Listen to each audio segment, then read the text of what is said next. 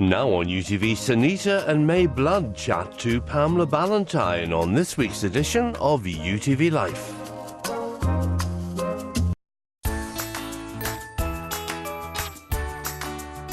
Wilson's Country Potatoes, proud sponsors of UTV Life.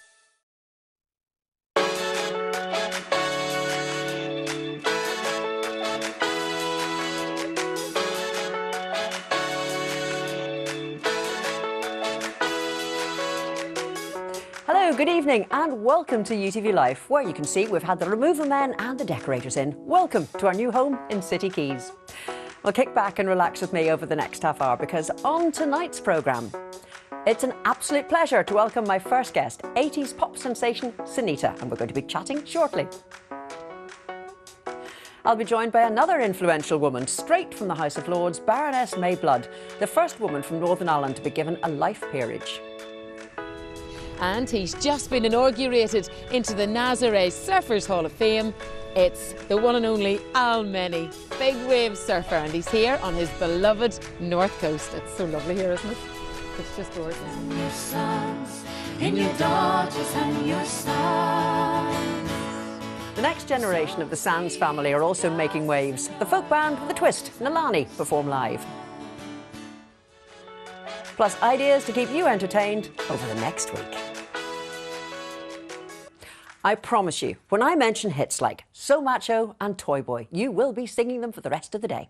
Sunita, of course, was the singer who topped the charts in the 1980s with those songs, and now she's a much-loved TV personality, appearing on several shows like X Factor and I'm a Celebrity, Get Me Out of Here, and many more. And Sunita, first guest in our brand new studio. Thank you for joining us. I love it. It's very nice, isn't Very it? nice. Can I say I'm impressed with this top The coordination, to toe? thank you. But you as well, the lipstick, the dress and the shoes. Well, we've got it working. But you're back singing, back making music. So let's have a quick look at your latest single, Shine and Pride.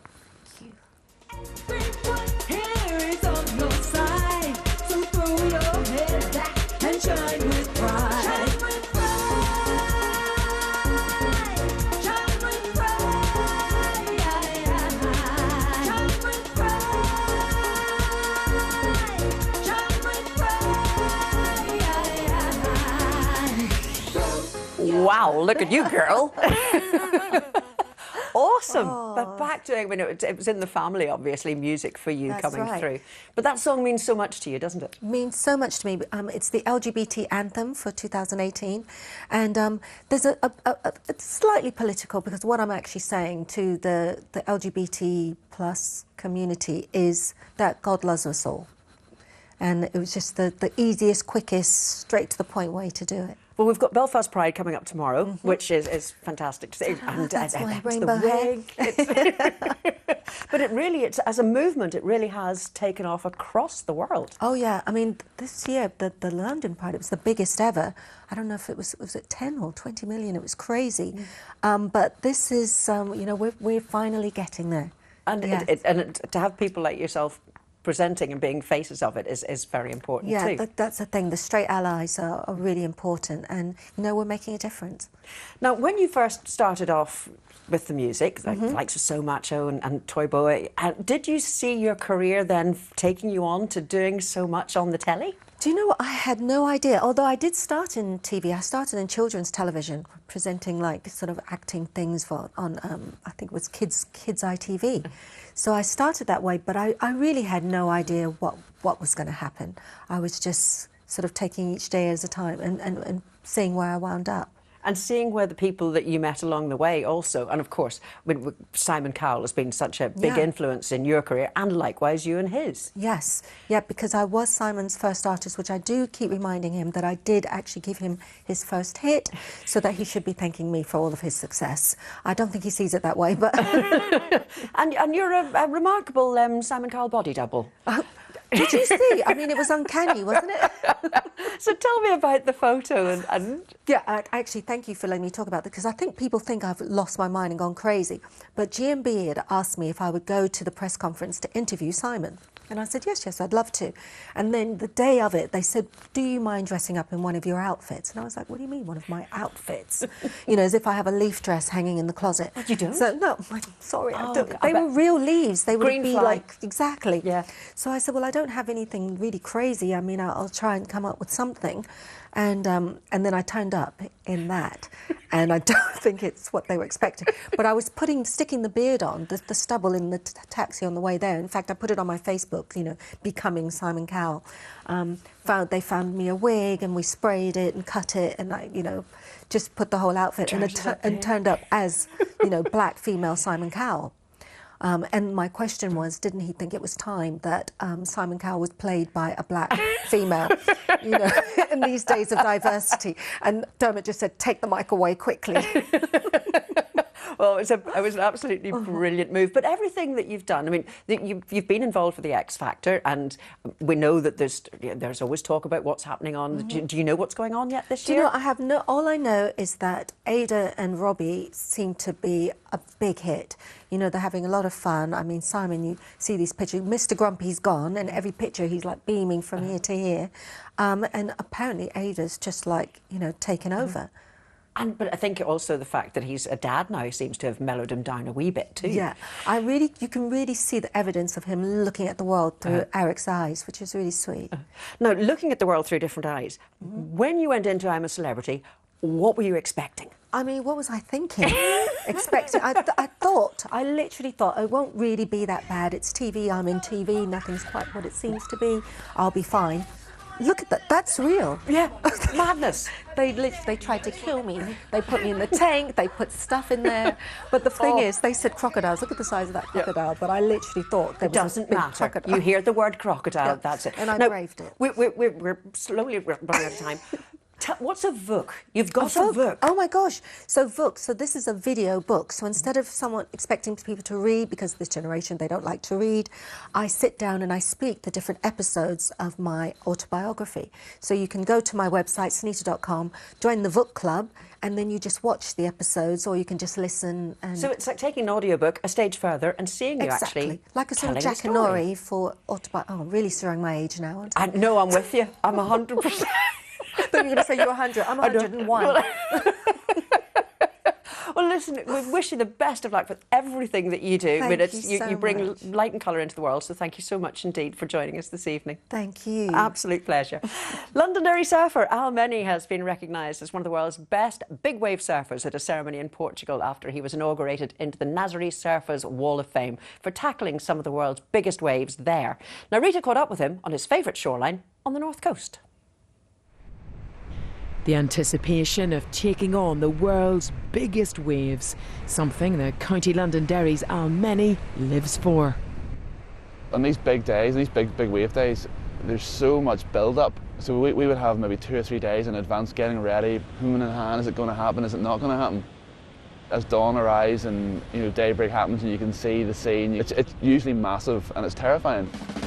Life on the water has been second nature to Al, water skiing age 6, surfing at age 8 here on his beloved North Coast. But as an adult, the lure of the ultimate wave became ever more seductive. And in the moment, whenever you've got to put yourself in front of one of these things, this thing's coming at you and it's coming out of the sea and it's dark and you're turning round and paddling for it, and then you feel all the energy of the sea because it's being drawn up the face of it and you're becoming part of it and you're fighting down it, and then up you get and you go. Waves like this have taken Al all round the globe and to obscure locations like Nazaré on Portugal's Silver Coast, renowned not only for the biggest but most ferocious waves on the planet. You think you're in control, because I'm doing it so long I feel like I'm in control, but really I'm at the complete mercy of the sea. Yes. So I'm in this moment and then I'm going down this huge wall of water and then it's exploding around you, and then as you make the wave and you come off the back of it, you're like taking in all this information continually, all your senses are firing, it's a brilliant place to be. Naturally, the local community of Nazaré were pretty shocked when Al and his team not only took on these waves, but broke a world record, conquering a 77-foot monster, earning them a spot on Nazaré's Surfers Wall Hall of Fame. Oh, I personally find it's probably one of the best accolades to receive for the local people to recognise international surfers and international people in their hometown. That's very touching, it's a very telling thing, you know, much more than winning a competition or that sort of thing. This 500-year-old fort now displays boards of 35 international surfers who've tackled these legendary waves and lived to tell the tale. You must have great respect for the ocean. We always have a saying, you should never turn your back on the ocean because it's so unpredictable. Here I am sitting in the back of the ocean. But it's very unpredictable. So whenever you're in the sea, you become that. You're part of the sea, so you move with it and you learn how to move and how to flow. Your travels take you all over the world, but you love coming back here to the North Coast. See, living along this coastline, like, yes, we don't have the best weather in the world, but it's amazing. It's a dream. It literally is a dream, you know. And the beautiful thing about this country is that no matter where you are, you're about an hour from the coast. You know, we live on an island at the end of the day. We don't live in a city where we're landlocked all the time. We live in a beautiful place, and honestly, it's just, we're spoilt rotten living around here, to be honest, you know. For a man who has the world's beaches within reach, he chooses ours to call home. Not a bad recommendation for Northern Ireland. Wow, absolutely stunning scenery. And if anyone knows how to deal with fear, it is Al Menny. And if you'd like to share in his knowledge and experience, you can find it in his book called Overcome or Succumb. Well, still to come, from a shop steward to a life peerage in the House of Lords, Baroness May Blood will join me after the break. And there's music from the folk band Nalani. I'll see you shortly.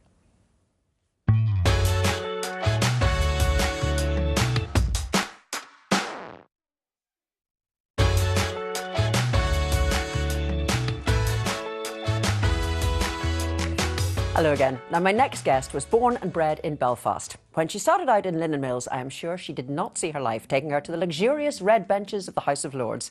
Baroness May Blood was always a tireless advocate of workers' rights, promoting equality for women at work. And I'm delighted to welcome you to UTV Live. Thank you for the invite. So when you were first invited to become a peer, being from Belfast and having your working class roots, what did you think at the time? When I was first informed that the Prime Minister, who was Tony Blair, was putting my name forward to the Queen, I said, catch yourself on. You know, and I'm told that most peers that are appointed like that make their mind up in a couple of seconds. It took me 3 days because, first of all, I didn't believe it. Then when I did believe it, I was scared to death. And then I said yes, and I started the process I never could have believed I'd be involved in. Because it's an honour to be chosen because of a specific involvement that you've had and lobbying that you've been doing. So to have that sector recognised was so important also for the people that you were working with. Absolutely, and I would probably be one of the few peers in the House of Lords who came from a working class background, and I suppose for that reason. Also, I was the first woman from Northern Ireland. Women had never been considered for the House of Lords. So it was a whole lot of things all mixed into one. But it was a great honour, of course. And I remember I was interviewed by the late Barry Cowan from the BBC. Yeah. And he said to me, I suppose when you woke up this morning, you said, May, why me? I said, no, in fact, I said, why not me? Just right. I suppose that's always been my attitude. Yeah, no, I totally agree. And it's led on to so many more things as well, because you were fighting from your working days for the rights for women as well and the trade unions.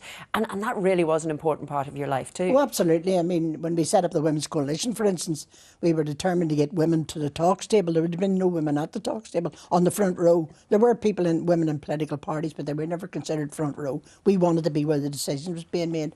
And so that was a big step forward, getting that done. And that opened up the world because then I was interviewed by everybody. So it's an interesting process that has happened. And you certainly put the women in politics on the map in Northern Ireland as well, even though, I mean, it was a specific party for women, but now it has sort of paved the way. When we set the coalition up, I never intended to be a women's party. I don't believe in that. The world's made of men and women, so it's nonsense. But we did change the face of politics in Northern Ireland, and I think the Women's Coalition can be very proud of that. And something else you should be very proud of is integrated education. You've been such an advocate for it. Well, integrated education has been my passion for the last 19 years. I have to say, when I first heard of integrated, I thought it was for middle-class people who could afford to have that choice. Then my eyes was opened to Hazelwood School, and when I seen that in operation, I was hooked. And for the last 19 years, it's been my passion. And I honestly believe, I don't believe it's the answer to Northern Ireland, but I honestly believe it's part of the answer. And we now see that coming through with our alumni and all. We now see kids growing up and getting a good education and facing the world as people rather than as Protestants or Catholics. Because certainly whenever integrated education was first mentioned, it did seem to have that little bit of an elite, and it always created news stories, Yeah. but now it's the norm. Yeah, well, in the early days, of course, it was that. It was very much these good people can do this. But now it's the norm, and now we have so much pressure on us. I mean, this year alone, we will know for a fact that we'll turn almost 2,000 children away. We don't simply have the space. We can't fundraise fast enough. But things are moving. The department is now coming board, and hopefully things will move a lot quicker. Well, you have just celebrated a milestone birthday and have decided to retire from the House of Lords. But I can't imagine the grass growing under your feet and you sitting with your feet up and watching daytime telly. Well, no, that wouldn't be me. And someone asked me in London why I was involved in so many things. I said, well, the answer is really quite simple. I'm just nosy. I just like to know what's going on. But, I mean, the House of Lords has taken me down routes I never thought would be possible, but I still have my work here in Northern Ireland, and that's why I chose to retire from the Lords and concentrate on Northern Ireland. But do you think it's because you've been so busy that's kept you so fresh and active? Because I mean, you certainly don't look your years. Oh, absolutely, and I've always been like that. I mean, I suppose I was reared that if we took the car down one road, I wanted to know what was up the other road. That's just the way I am. And people ask me to join things and go on to things, and I say yes because I'm nosy. I want to know what they're doing. I was involved for many years with Bernardo's and all. I love to know all about that work, and that has kept me, as you say, just on the ball. Well, May, we look forward to hearing from you for many more years to come and promoting Northern Ireland throughout the world, and certainly through the contacts you've made. And the House of Lords will be a poorer place without you. So I'm told. Well, thank you very much indeed for joining me tonight. Thank you. Well, still to come, the Irish folk band with a twist and a Lanny. But first, here are some ideas on how you can keep yourself entertained in the coming days. It's Pammy's Picks. The 6th Happy Days International Beckett Festival is on in Enniskillen until next Monday, celebrating the work of Nobel laureate Samuel Beckett. It includes readings of Beckett's work from actors Adrian Dunbar, Colin Salmon and Patrick Bergin, plus a concert from singer Camille O'Sullivan. The Beaver Players are back at Armagh's Marketplace Theatre tomorrow with Sink or Slim, a classic Sam Cree comedy set in a 1960s health farm. You're promised a merry-go-round of crazy crack and lots of laughs. The first ever gig at the Garden will kick off next Friday in the grounds of Lisanne House in Cookstown. More Part of Your Elbow will perform a lively, high-octane headline gig, and Nathan Carter will take to the stage on Saturday, along with runner-up of his Search for a Star competition, Emma Wallace. The 28th Heart of the Glens Festival will run from tomorrow until the 12th of August. It's a family fun community festival for all ages. There's a wide range of workshops, shows and events, including RNLI Open Day, Food Fest Night, fireworks, ping pong ball race and Cayley Night. And the Eastside Arts Festival in Belfast returns with a packed programme, which includes the return of the Big Top at C.S. Lewis Square, featuring circus entertainment and workshops for all the family, music from Celtic Soul and Hothouse Flowers, plus a rehearsed reading of Jimmy Ellis's Home Again, and much more. It'll run until the 12th of August. So there is lots going on, but just before we go tonight, it's time for some music from the folk band Nalani. They're the children of the famous Sands family from County Down, and they're going to perform Bring 'Em All In. But thank you for your company. I'll see you next Friday at 8 o'clock. Good night and have a lovely weekend.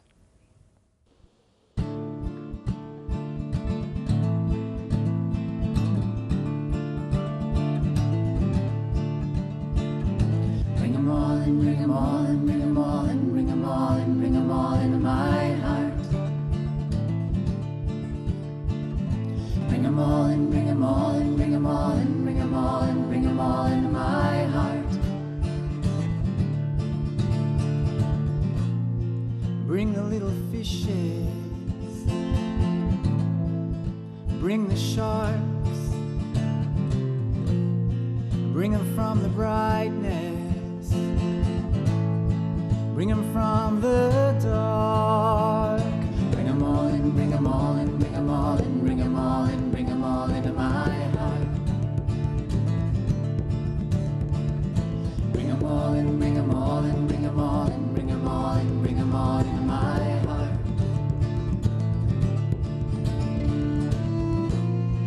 Bring them from the caverns,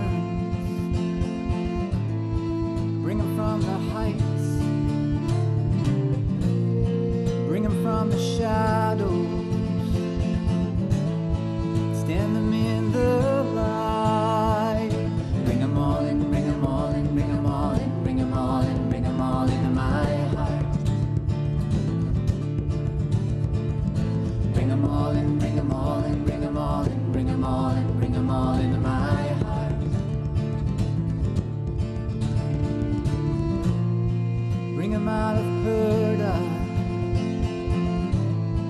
bring 'em out of store, bring 'em out of hiding, lay 'em at my door. Bring 'em all in, bring 'em all in, bring 'em all in, bring 'em all in, bring 'em all into my heart. Bring 'em all in, bring 'em all in, bring 'em all in, bring 'em all in, bring 'em all into my heart.